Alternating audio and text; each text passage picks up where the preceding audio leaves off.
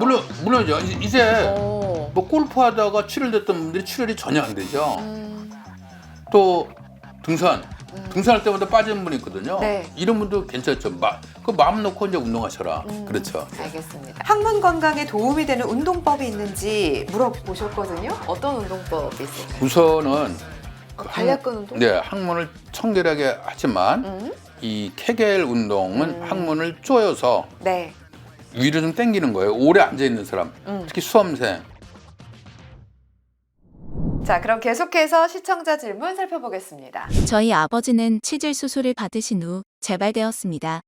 하지만 통증 때문에 재수술은 전혀 생각하지도 않고 계십니다. 저도 치질 때문에 고생하고 있어 원장님의 거상치질 수술을 받고 싶은데요. 거상치질 수술을 받은 후 재발되지 않는 방법이 있을까요? 자, 이분은 아버지가 재발을 하셨대요. 치질 수술을 받으셨는데 재발을 하신 거죠. 그래서 수술 후 관리가 되게 중요하다는 걸 알게 됐는데 거상치질 수술 후에 관리법에 대해서 문의를 해오셨습니다. 거상치질 수술 후에 특별한 관리 방법이 있을까요? 우리가 이제 저거는 거상뿐만 아니라 모든 치질에서 다 공통되겠습니다만은 우선은 항문을 좀 청결하게 하는 거, 그 비데 같은 거 있는 게 좋아요. 네. 비데. 예. 예전에 비데. 우리나라 또 국립대학 교수가 비데를 쓰면은 뭐 균이 뭐 전파될 수 있다 그랬는데 전혀 그렇지 않습니다. 우리가 이 모든 물에는 대장균이 섞여 있어요. 그 정도 괜찮고 그리고 비데 좀 쓰시고 네. 그다음에 변비가 없어야 돼요. 그쵸. 변비가 있으면 항문이 빠지거든요. 또 설사도 없어야 돼요. 그러기 위해서는 담배나 술을 좀 적게 드시는 게 좋겠고 특히 우리 시청자분께서 오늘 이거 보시고 담배는 끊으세요. 담배만 끊으면 암이 30% 적게 생겨요. 그래서 우리가 몸 관리를 잘하면 10년 더 살아요. 그렇죠. 예, 그러니까 담배 끊으시고 술도 되도록이면 물하고 같이 드셔라. 왜 그러면 술을 먹으면 소변 자주 오잖아요. 탈수가 와요. 네. 그러니까 술을 물로 알고 더 먹는 거예요. 근데 그때 물이 있으면 물을 먹거든요. 그러니까 물하고 같이 드셔라. 예? 그렇게 얘기하고 있는 거죠. 아니면 뭐 특별하게 수술을 받고 나서 어떻게 관리해야 되는지 뭐 이런 교육도 그래서 좀. 이제 예, 우리는 그 교육을 20분 정도, 15에서 20분 매일 시켜요. 그래서 이제 대변을 보면 그렇게 비데? 비데 같은 거 하셔라. 자욕은 하지 말라 그래요. 과거엔 자욕하라는데 요새 자욕하면 빠지기 쉽거든요. 하시더라도 1분 내기 2분만 해라. 그리고 통증이 있으면 그 요새는 그 마취 연고가 좋은 연고 많이 나왔어요. 그래서 그런 거 하고 대변이 부드럽게 나오도록 섬유소 늘 드시고 네. 그렇게 하시면은 잘 되거든요. 통증이 너무 심할 때는 병원에 와서 주사 맞아라. 또는 하루 이틀 더 와서 입원하시라. 그럼 통증이 확 가라앉으니까요. 네, 그러니까 네. 두려울 게 없어요. 예, 예. 네, 그렇게 심한 통증 별로 없어요.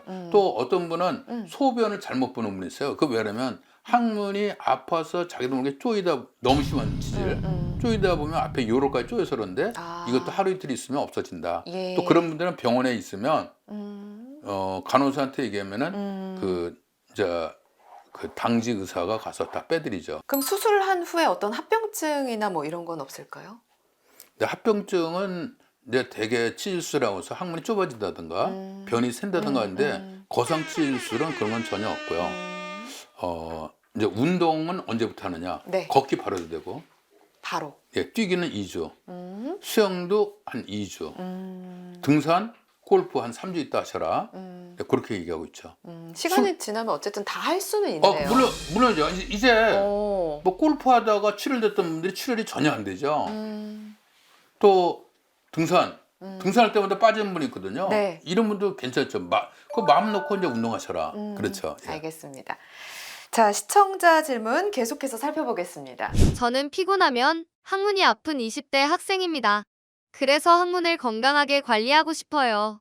항문 건강에 도움이 되는 운동이 있을까요? 항문을 건강하게 관리하고 싶은 20대 학생인데요. 오, 기특하네요. 항문 건강에 도움이 되는 운동법이 있는지 물어보셨거든요. 어떤 운동법이 있을까요? 우선은 그 관략근 운동? 네, 항문을 청결하게 하지만 이 케겔 운동은 항문을 조여서 네.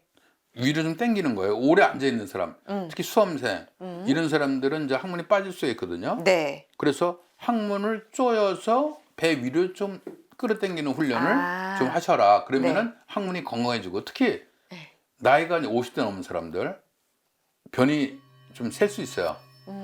이런 분들은 케겔 운동 상당히 도움되고 지금 변실금 환자가 너무나 또 많아. 저희는 이제 전문병원이다 보니까 하루에도 뭐 여러 명 오는데 이런 분들도 항문 쪼여서 위로 당겨라. 그리고 네. 케겔 운동기란 거 사서 집에서 그 방석까지 생겼는데 하셔라. 저 그렇게 권해드리고 있죠. 네, 알겠습니다. 아무래도 이제 아파서 고생하고 수술 받는 것보다는 미리미리 예방하고 관리하는 게 가장 중요할 텐데요. 항문 건강 운동법 외에도 치질 예방법 정리를 좀 해주시죠. 치질 예방법이라면 변비 설사가 없어야 된다. 네, 그다음에 항문을 청결하게 하셔라. 네, 그리고 이 항문 검사, 대장 내시경 같은 검사는 정기적으로 좀 받으셔라. 아, 그렇죠. 예? 그리고 담배, 술 너무 자극성 있는 거 좀 피하시고 그리고 음식은 되도록이면 소식. 소식. 네, 소식하고 야채를 좀 많이 잡숴라. 네. 그러면은 대변이 부드럽게 나온다. 그런 말씀 드리고 싶어요. 알겠습니다. 대변은 또 3분 이내에 보는 게 좋겠고 그리고 아침 식사 후에 용변 좀 보고 이렇게 하는 게 좋겠어요. 자, 이렇게 해서 거상 치질에 대한 궁금증을 서울 양병원 대장학문외과 세부전문의 양형규 원장과 함께 자세히 알아봤습니다. 원장님 끝으로 시청자분들에게 당부하고 싶은 말씀이 있으면 한마디 해주시죠. 우리 이제 그 항문은 우리 몸에 뭐 어떤 기관이든지 중요하지 않은 데가 없겠습니다만 네. 항문은 너무나 중요한데요. 입만큼 중요한 데입니다. 그래서 항문을 우리가 늘 잘 관리하고 네. 또 그다음에 늘 건강하게끔 하고 조금이라도 이상이 있을 때는 빨리 근처에 대장항문병원을 가보셔라. 네, 이렇게 말씀을 드리고 싶어요. 네, 알겠습니다. 지금까지 치질 수술의 새로운 패러다임, 거상 치질 수술에 대한 모든 것 알아봤습니다. 서울 양병원 대장학문외과 세부전문의 양형규 원장님과 함께했는데요. 원장님 오늘 말씀 고맙습니다. 예, 저도 또 이 미인 아나운서님과 같이 하니까 아주 행복했어요. 예, 감사합니다. 감사합니다. 예. 자, 시청자 여러분, 거상 치질에 대한 궁금증이라든지 혹시 치질 수술을 계획하고 계시다면 댓글창으로 문의 남겨주시기 바랍니다.